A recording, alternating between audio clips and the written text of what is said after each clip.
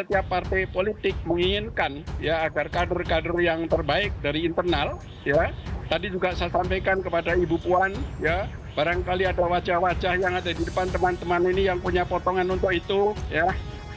Itu tentu menjadi pemikiran-pemikiran bersama. Tetapi nanti untuk keputusannya tentu menjadi domainnya. Pertama adalah Ibu Megawati Soekarno Putri, kemudian bersama-sama dengan Partai Persatuan Bangunan, nanti akan dirumuskan siapa sebenarnya yang cocok sesungguhnya untuk mendampingi Pak Ganjar agar nanti Indonesia ini tetap harmonis. Peluang untuk membangun bangsa dalam bingkai percepatan pembangunan ini tentunya sangat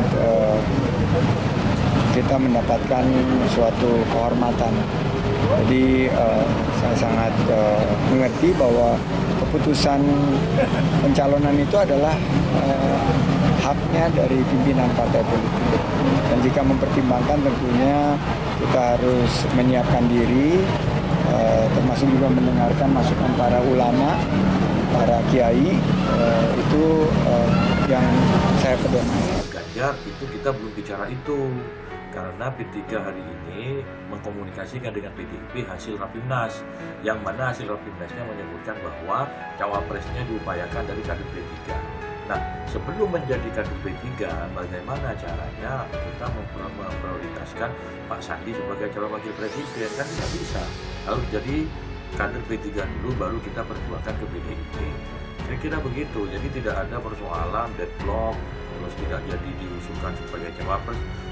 Menjadi kader P3 aja belum, bagaimana mau diusulkan sebagai calon wakil presiden. Sebelumnya Sandi keliru juga menjadikan P3 sebagai memperkuat daya tawarnya untuk masuk dalam kandidasi cawapres, masuk dalam beberapa radar partai politik melalui P3 agak keliru. Tapi bahwa dibalik logikanya P3 dijadikan sebagai pintu atau merepresentasikan kelompok Islam oleh PD Perjuangan dan Ganjar, itu sangat mungkin sekali. P3 usul 2 nama cawapres pendamping Ganjar, termasuk Sandiaga Uno. PLT Ketua Umum P3 Muhammad Mardiono mengatakan partainya telah mengusulkan 2 nama bakal cawapres pendamping Ganjar di Pilpres 2024. Menurut Mardiono, di antara 2 nama itu, salah satunya adalah Menteri Pariwisata dan Ekonomi Kreatif yakni Sandiaga Uno. Namun dia enggan mengungkap 1 nama lainnya. Menurut dia, cawapres usulan P3 akan diumumkan resmi setelah dibicarakan dalam forum resmi dengan PDIP. Paling kalau P3 akan mengusulkan sekitar 2 nama, kata Mardiono di kantor pusat partainya pada Senin 29 Mei. Termasuk tadi yang sudah disebutkan oleh rekan media, tapi ada nama-nama yang lain, imbuhnya. Namun begitu Mardiono belum mau terang-terangan soal peluang Sandiaga bakal segera bergabung dengan P3. Menurut dia, koalisinya dengan PDIP saat ini belum sampai pada tahap pembahasan cawapres. Dia bahkan mengaku rela jika Sandi pada akhirnya batal untuk bergabung. Pernyataan itu ia sampaikan, sekaligus merespon kedekatan ex-politikus Partai Gerindra itu bersama dengan PKS. Kami nggak masalah. Kami nggak akan mempermasalahkan itu karena racikan yang sedang kita rangkum adalah racikan untuk bangsa dan negara. Sementara itu, Ketua DPP PDP Puan Maharani kembali menegaskan bahwa saat ini partainya telah mengantongi 10 nama usulan cawapres Ganjar. Namun, dia menyatakan proses penentuan atau seleksi nama-nama itu masih panjang. Puan mengungkap sejumlah kriteria cawapres yang berpeluang besar untuk dipilih. Misalnya, harus memiliki modal elektoral dan bisa diterima masyarakat.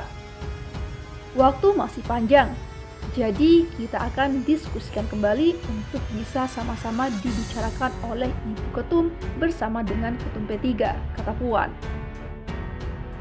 P3 sebut kriteria cawapres Ganjar harus 4 sehat 5 sempurna. Ketua Majelis Pertimbangan DPP P3, M. Romahur Muzi mengungkapkan calon pendamping bakal calon presiden Ganjar Pranowo di Pilpres 2024 mendatang harus memiliki kriteria 4 sehat 5 sempurna. yang menjadi pertimbangan P3. Kendati pihaknya hingga kini belum bisa menetapkan siapa kira-kira sosok yang pas mendampingi Ganjar. Robi menyebut P3 masih menimbang sejumlah nama yang sekiranya cocok bersanding dengan Ganjar. Ada beberapa modal, 4 sehat 5 sempurna yang menjadi pertimbangan P3, mengajukan nama yang nantinya akan dibahas, kata Romi melalui keterangan tertulis pada Minggu 28 Mei. Model itu, kata Romi, harus masuk dalam kriteria sebagai sosok berwajah Islam moderat dengan modal sosial, modal politik, modal elektoral, dan menjadi sempurna jika ada modal logistik. Modal pertama yakni sosok dengan wajah Islam moderat. Hal ini, kata Romi, sangatlah pokok untuk mengawal moderasi beragama di tengah beragamnya agama dan kepercayaan di Indonesia.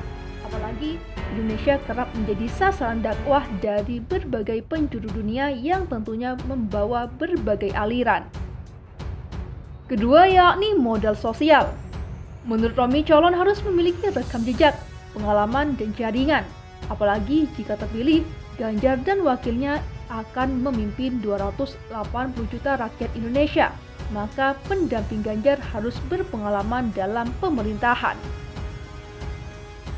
P3 menimbang setiap anak bangsa yang jujur dan bersih, serta memiliki pengalaman di pemerintahan tingkatan manapun untuk menjadi cawapres, lengkapnya. Modal ketiga yakni modal politik. Orang tersebut harus akseptabilitas di antara seluruh parpol pengusung, sebab UUD 1945 telah memberikan hak konstitusional pengusungan capres-cawapres hanya kepada parpol. Saat ini pengusung Mas Ganjar baru PDIP dan P3. Insya Allah masih akan bertambah lagi parpol parlemen dan non-parlemen yang akan bergabung. Bakal cawapres haruslah pribadi yang bisa diterima seluruh parpol, kata dia. Modal keempat yakni modal elektoral. Modal ini menjadi hal utama di tengah pemilihan dilakukan secara langsung oleh rakyat. Tidak bisa dipungkiri, rakyat akan sulit memilih sosok yang tak mereka kenal. Oleh karena itu, popularitas dan elektabilitas menjadi salah satu faktor yang dipertimbangkan oleh P3 untuk mengajukan nama calon pendamping Ganjar. Sementara modal logistik merupakan penyempurna dari semua modal awal. Tentunya selama pemilihan berlangsung membutuhkan biaya yang tidak sedikit. Biaya ini diperlukan untuk sosialisasi melalui media sosial, media cetak, dan elektronik, keliling Indonesia untuk melakukan pertemuan tatap muka hingga merekrut, mendidik, dan menyediakan uang lelah saksi serta kebutuhan-kebutuhan lainnya. Tentu sebagaimana Undang-Undang Pemilu mengatur, ada sumbangan yang pasti akan dikumpulkan. Namun mengingat batasan undang-undang mengatur sumbangan maksimum 5 miliar untuk pribadi dan 25 miliar untuk perusahaan atau lembaga, maka sejumlah yang dikumpulkan bisa jadi tidak cukup, kata dia. Karenanya jika pasangan capres-cawapres memiliki dananya sendiri yang berdasarkan undang-undang tak dibatasi, hal ini akan menjadi nilai tambah untuk keberdayaan pasangan meskipun hal ini tidak mutlak, embuhnya.